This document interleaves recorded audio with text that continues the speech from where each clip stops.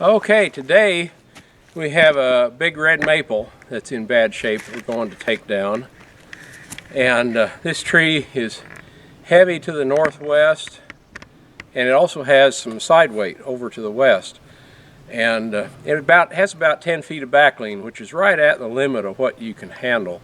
And because I know that tree has rot, I don't want to try to go against the lean.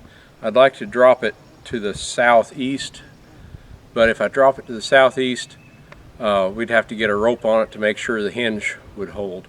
And I don't have enough help to do that. So what we're going to do is let it come with the weight. And our trouble is, if we swing over here, you see we've got a garage over here. And so we're going to make sure and put a good hinge in it. And I also have to know where it's going to come to. And I'm going to stand right here. I don't know if you can see that. When you're checking the height of a tree, you have to know where the actual center of the top is. And I'm looking at a limb right up there. And you have to walk around a tree like this to find the center of the top. And then when you find that, you can see just exactly how tall it is. And you use just any stick that's long enough.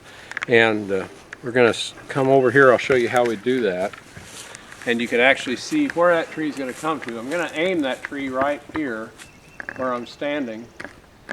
And what you do is you hold that, you tip your head way back. You've got to tip your head back and put the stick right at the corner of your eye, straighten your arm out, stand that up, and with your head back, put the top of your hand right at the stump and roll your eye up. And if this matches the tree, you're right where the top of that tree is going to come to. If the tree is taller than your stick, it's going to reach past you. Or if your stick is taller than the tree, it's going to land out here in front of you. But right here, when I do this, stand that up, I can put the top right at the top of the tree and look over my hand, and I'm right at the stump height. So the top of that is going to land right about in here, give or take a few feet. We've got a little weight out to the side. I don't think that's going to be a problem. We've got a couple of red buds over here. They may get raked and broken down. That's not a problem. You have to decide if collateral damage like that is acceptable or not. And red buds are not anything that's high value in our yard. We have a lot of them. So if they break, we'll cut them off and grow a new one. So anyway, you see we've got a lot of brush around the bottom of that tree. I'm going to clear that so I have a safe working space, and then we'll get about cutting the tree down. So anyway, I'll fire up and do that. We won't put all that on this video. We don't need all that. So anyway, I'll clean that up.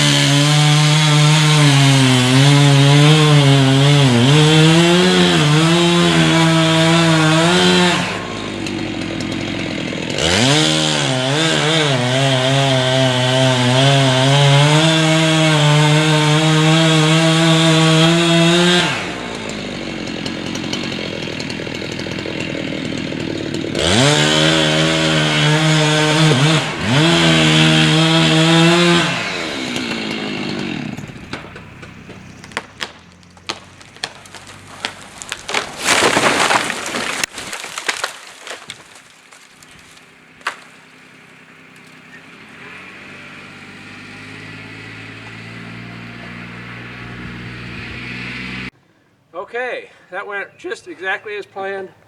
It fell about 5 foot short of where I said the top would be, and 2 feet, that's the stump.